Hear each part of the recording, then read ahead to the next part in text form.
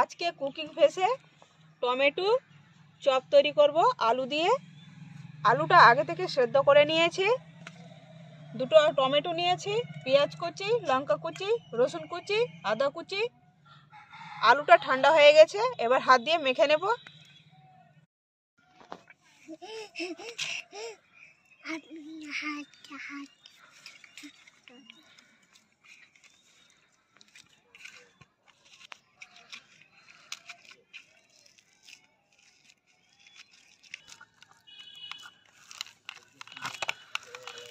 আলুটা ভালো করে হাত দিয়ে ভাঙা হয়ে গেছে।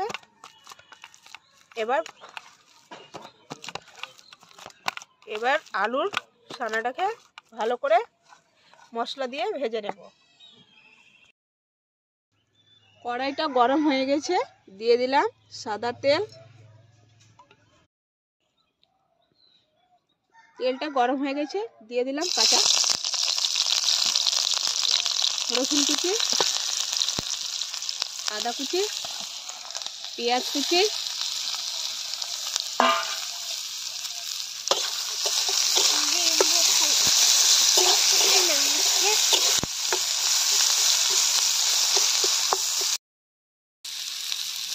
এবার দিয়ে দিলাম পরিমাণ মতো লবণ।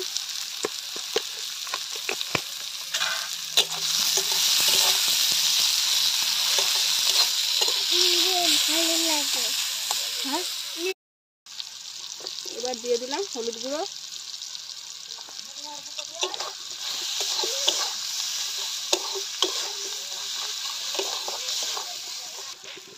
এবার দিয়ে দিলাম 1 চামচ জিরে গুঁড়ো।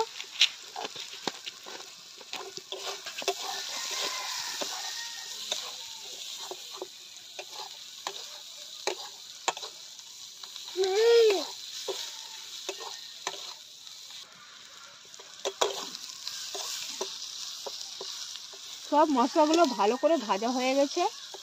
যে আলুটা মেখে রেখেছিলাম এবার দিয়ে দিলাম।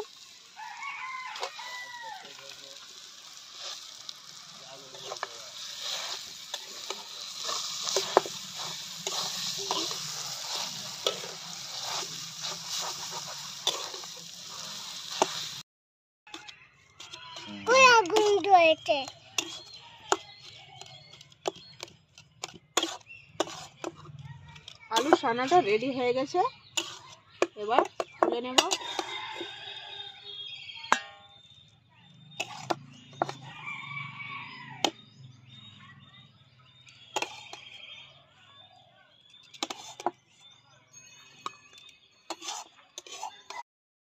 এবার দিয়ে দিলাম ধনেপাতা।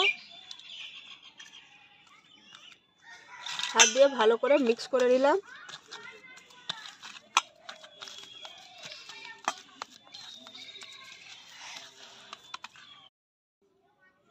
এবার টমেটোটা গোল গোল করে কেটে নেব।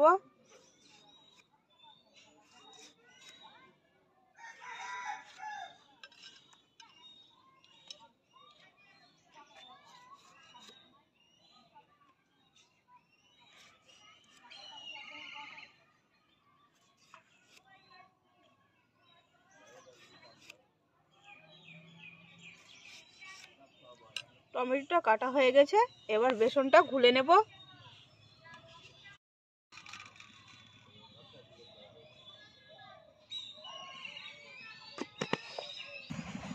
বেসনে একটু পরিমাণ মতো লবণ দিয়ে দিলাম,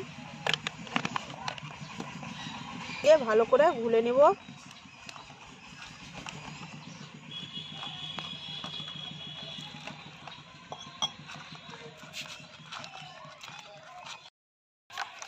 বেসনটা এভাবে গুলতে হবে, বেশি পাতলা করলে চপে লেগে থাকবে না।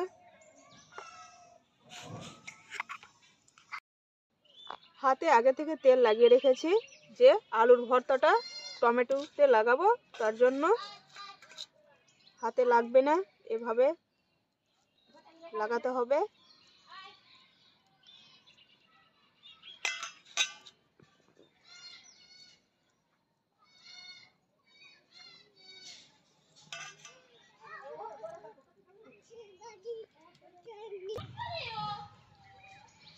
কি সুন্দর দেখুন লাগানো হয়ে গেছে। এভাবে সবটাকে তৈরি করে নেব। এভাবে সবটাকে তৈরি করে নিয়েছি। এবার বেসনটা রেডি হয়ে গেছে। একটু দিয়ে দিলাম কালো জিরে, হাত দিয়ে একটু গুলে নিলাম।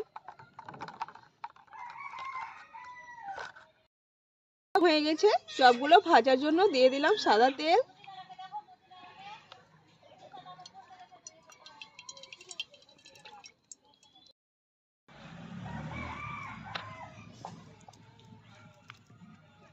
হয়ে গেছে। এবার বেসনটা লাগিয়ে দিয়ে দেব।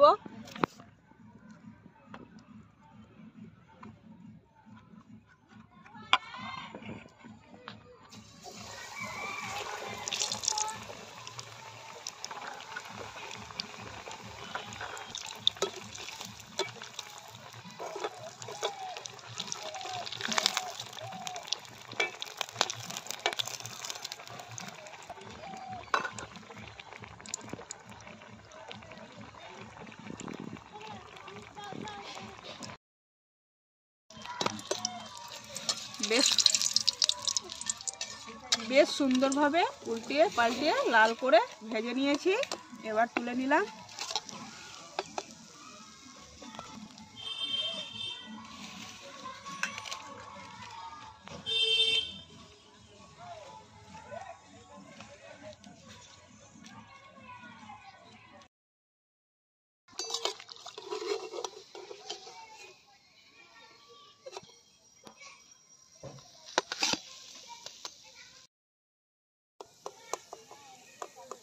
এভাবে সব চপগুলো ভেজে নিলাম।